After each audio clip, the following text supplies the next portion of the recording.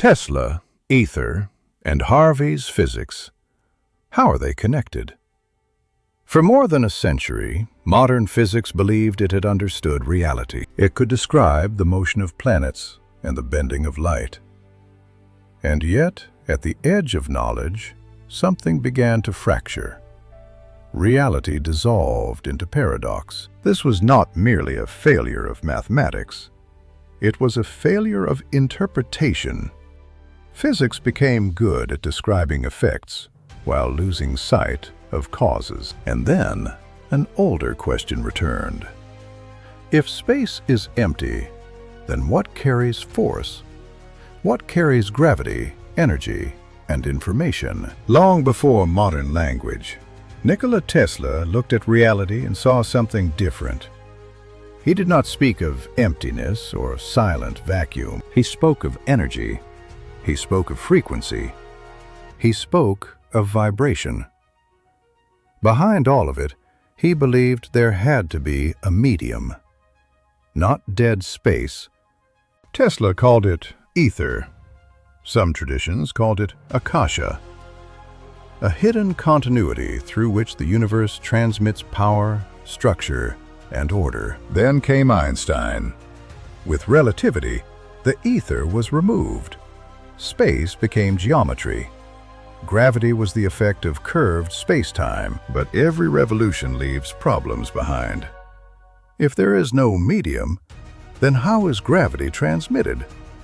What physically propagates? The old ether was rejected, but the problem it was trying to solve never vanished. This is where Harvy's physics enters the picture. And this is where Harvy's physics enters the picture. Harvy does not simply revive the old ether of the 19th century. He does not return to the idea of a static substance filling space like an invisible fluid.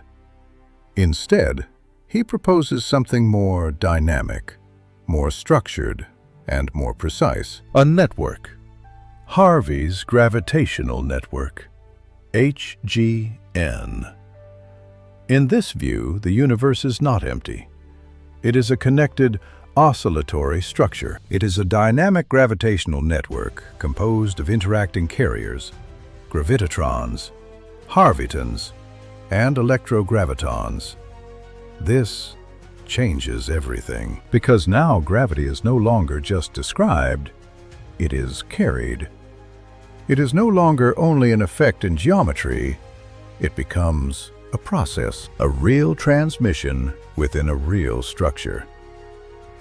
In Harvy's framework, gravitatrons transfer gravity between objects, much as photons transfer electromagnetic interaction. Harvytons carry information about gravitational states and synchronize oscillations between systems.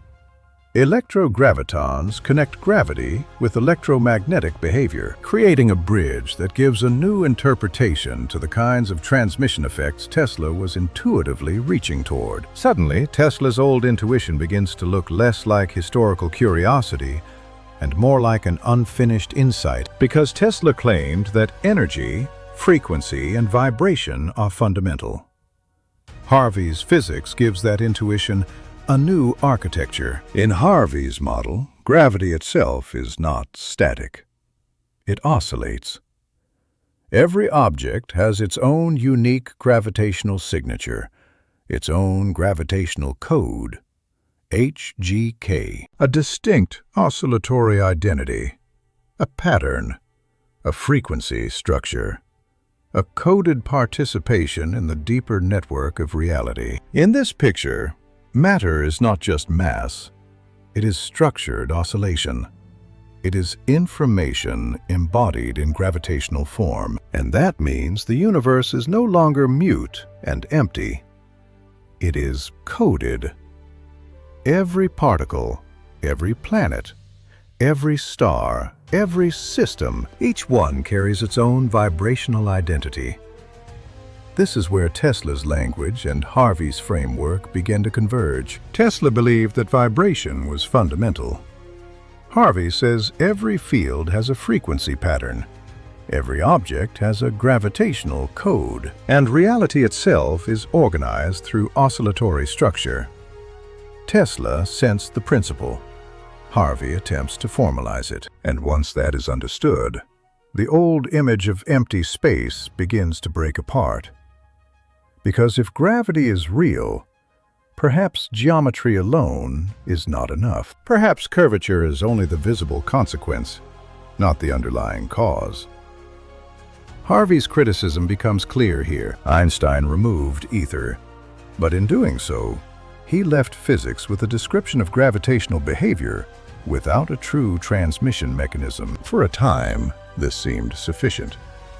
But then gravitational waves were observed, ripples in reality, signals crossing cosmic distances, and the question returned with full force.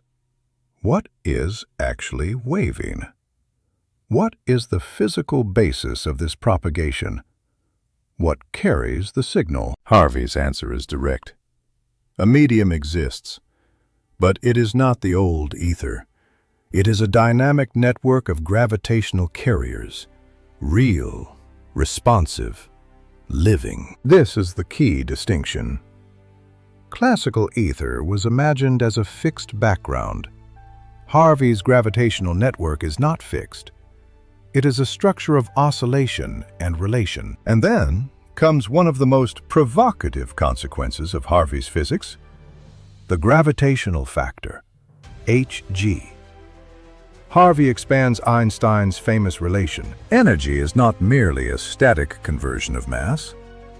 In Harvey's formulation, if Hg is greater than 1, available energy can exceed the classical limit. Extreme environments become zones of transformation. Black holes are not regions where equations fail.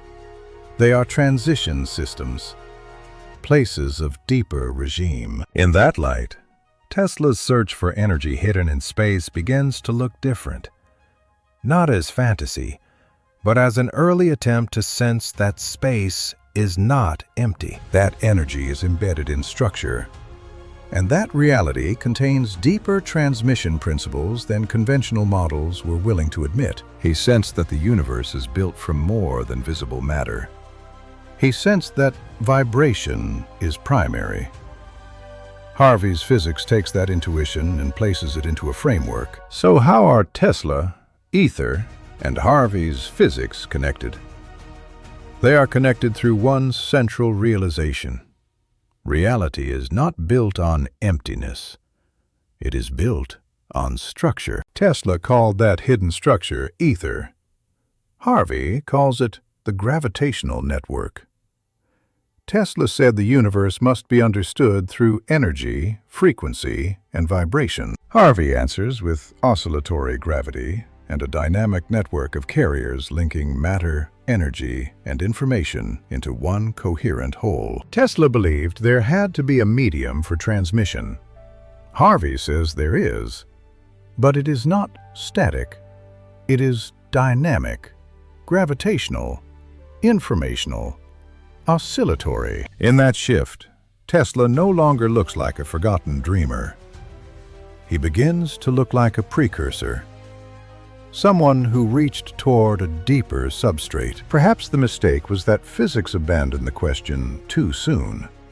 Because once the question returns, a new image of the universe begins to emerge. Not an empty void, not disconnected objects drifting through silence, but a connected reality, a coded reality, a vibrating reality. A universe held together not by emptiness, but by relation. And if that is true, then Tesla and Harvey are not separated by contradiction. They are connected by an unfinished idea. Tesla sensed the medium. Harvey attempts to define its structure. Tesla spoke the intuition. Harvey gives it a framework. And between them stands a possibility that changes everything. That gravity, energy, information, and vibration are expressions of one deeper order. In the end, the question is no longer whether Tesla used the right word. The real question is whether he was pointing to something real. And if Harvey's physics is correct, The answer may be yes. Not because the old ether returns unchanged, but because the universe was never empty in the first place.